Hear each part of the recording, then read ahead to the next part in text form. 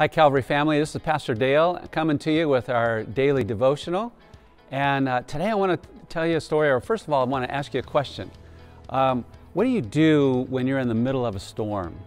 You know, when things just are not going well and there's a lot of uncertainty, a lot of doubt, and you know, kind of like the times we're in right now. Well, let me tell you a real storm story that I had to go. I have to go way back in my life when I was back in seminary. We were in South Dakota, of all places, going to seminary, and I was working at a church with the youth group, and I wanted to take the high school group on a canoe trip. Just kind of do an adventure thing, you know, get them out of their comfort zone a little bit and really spend a good weekend with them. So I heard about this river, you know, that I could take them to. We could camp out, have a really good time, and have a great weekend. And so I went there to the base of the river. It was coming out of a dam and a reservoir.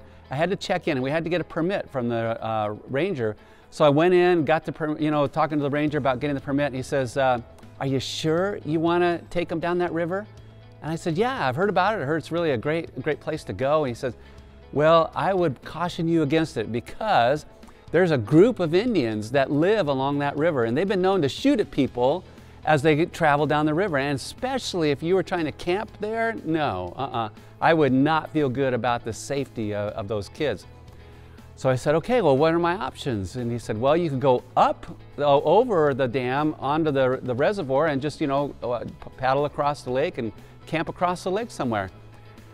And I was kind of bummed about it because, you know, a lake is all flat water. It's not all that exciting. And, you know, it just was it wasn't according to what I expected to happen. But I said, "Okay, we'll do that." So we paddled across the lake that day and we set up camp. And that night, the wind started blowing, lightning started to hit. And it was far away at first. But, you know, when you're in a tent, you can see the flashes of lightning. And then you can hear the thunder in the distance. Well, it kept getting closer and closer and closer to where it was going right over the top of us. And the wind was blowing so hard that it knocked down the tent. We were in two tents, the boys in one tent, the girls in the next tent. The boys' tent fell down almost immediately. And so we're just trying to hold it up with our hands. We're getting soaking wet. The lightning is going off, and then immediately after that you hear the thunder. So you know you're right in the midst of it all. And finally we hear the girls crying out, "Hey, help us hold our tent up." So we crawl out of our soaking wet tent into their tent, and we're holding it up, and we're all in this tent together while the lightning and the thunder and the wind is blowing. We're all trying to support each other and help each other and pray that God would protect us. And finally, at about 4:30 in the morning, or about 5 o'clock maybe in the morning, it started to get a little bit light, and the storm started to pass. Well, as soon as it got light enough to where we could see outside, we went outside. Everything was just trashed, and we couldn't find our canoes. The wind had blown our canoes down way. We didn't know if we were going to be able to get back or not, but finally we found our canoes about a quarter mile to half a mile down the shore. And it reminds me of a time when you're in a storm. What do? How do you react? Well, there's a verse in Psalm 91, verse 1, and somebody reminded me about this. That's 911, you know, 91:1. And so when you're in trouble, go to that verse, Psalm 91:1. Here's what it says. It says, "Those who live in the shelter of the Most High will find rest in the shadow of the Almighty."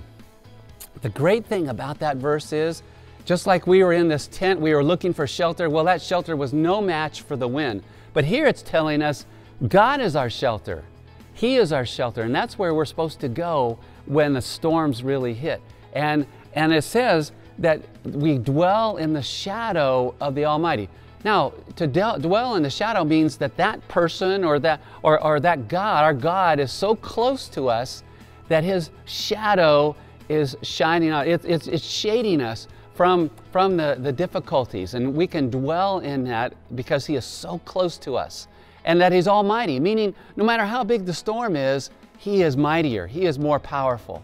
So take that story about our canoe trip, our disastrous canoe trip, one that was totally against everything that I had expected, and see that God got us through it. We were able to come back, and we were able to paddle across the lake. Everybody was safe, and I'll tell you what, the memories from that experience were unforgettable. And the kids talked about how they saw God's hand protecting us like never before. And it was a lesson that I never could have done, never could have seen happen in any other way but that. And so as you're going through the storm during this time of the coronavirus, just remember, God is bigger, God is greater, and God's hand is protecting you. You can dwell, you can rest even, like it says, you can rest in His presence, rest in His shadow because He's near. And you can trust Him. Even though the storm might be raging around you, you can trust Him because He is with you. Have a great day, and we'll be talking to you again soon.